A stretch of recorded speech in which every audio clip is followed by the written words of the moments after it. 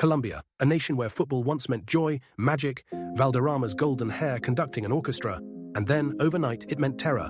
1994, Andrés Escobar scores an own goal at the World Cup, and 10 days later, he's murdered in a Medellin parking lot. 6 shots. The world sees a tragedy. What they miss is the machine that built it, narco cartels owning clubs, laundering millions through football, and when the cartels fell, they took Colombian football down with them. The 1990s weren't just a decline, they were a collapse. But here's the part nobody talks about: the plan to rise from it. Hold on to that. Before the murder, before the cartels, Colombia had everything. The 1980s and early 90s, the golden era. Carlos Valderrama, René Higuita, the scorpion kick goalkeeper. Faustino Asprilla. A team so exciting, so unpredictable, that by 1993, they were ranked 4th in the world. And behind the magic, there was money. Pablo Escobar's money, flowing into Atlético Nacional. Gonzalo Gacha, bankrolling Millonarios. The Rodriguez Orejuela brothers, running America to Cali. Colombia qualified for 3 straight World Cups. Atlético Nacional won the 1989 Copa Libertadores, the first Colombian club ever to do it. It looked like a football nation arriving. It was a house built on blood money. And when Andrés Escobar died in 1994, the house burned.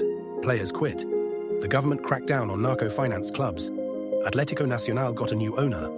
The golden generation retired. Valderrama, Higuita, Rincón, Asprilla. And the ranking that had been 4th plummeted to 34. Colombia missed 3 straight World Cups. 1998, 2002, 2006. A football nation gone invisible. But in the rubble, the Colombian Federation made a choice. No more waiting for another Valderrama to appear. Build a system, do it clean, do it right. The rebuild started quietly in the 2000s. The FCF, the Colombian Football Federation, invested in youth development, scouting programs linking professional clubs to national teams. Eduardo Lara coached the under-20 side from 2004 to 2011 and delivered a historic 3rd-place finish at the 2005 Under-20 World Cup. That team had a striker named Radamel Falcao. The federation integrated talent pipelines from Millonarios, Envigado, Atlético Nacional, the same clubs that had been narco-owned, now cleaned up and producing again.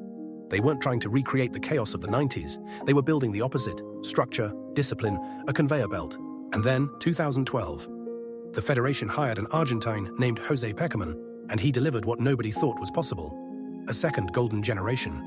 Radamel Falcao, the nation's all-time top scorer. James Rodriguez, who won the Golden Boot and the Puskas Award at the 2014 World Cup with that volley against Uruguay. Juan Cuadrado. Colombia finished 2nd in qualifying with 30 points. They beat Greece 3-0, Ivory Coast 2-1, Uruguay 2-0, and reached the quarterfinals for the first time in history. The rebuild wasn't theoretical anymore, it was real. But here's the catch. Colombia lost that quarter-final 2-1 to Brazil, the hosts, in a match that felt like destiny slipping through their fingers. And since then, the ceiling has been visible but untouchable. They made the last 16 in 2018. Copa America finals in 2021. But no trophy. Pékerman left. Carlos Queiroz came and went. The structure is still there, the talent pipeline is still running, but the question Colombia can't answer is whether a system built to escape the past can finally win something in the present. And that brings us to 2026. Colombia are back. They qualified.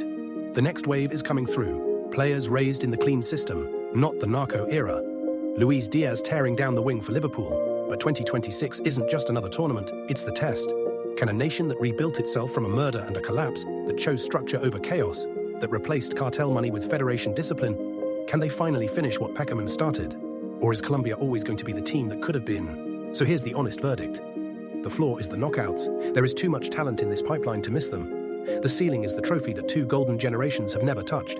But Colombia is the most haunting story in modern football. A nation that had everything, lost everything, rebuilt everything, and still hasn't won the one thing all of it was for. The system works, the trophies don't come, and 2026 is the next chapter of that heartbreak, or the ending where it finally pays off. So you tell me, does Colombia finally break through? Drop it below, and tell me which country's plan you want next. Welcome to Matchday. Subscribe, we're doing this all tournament long.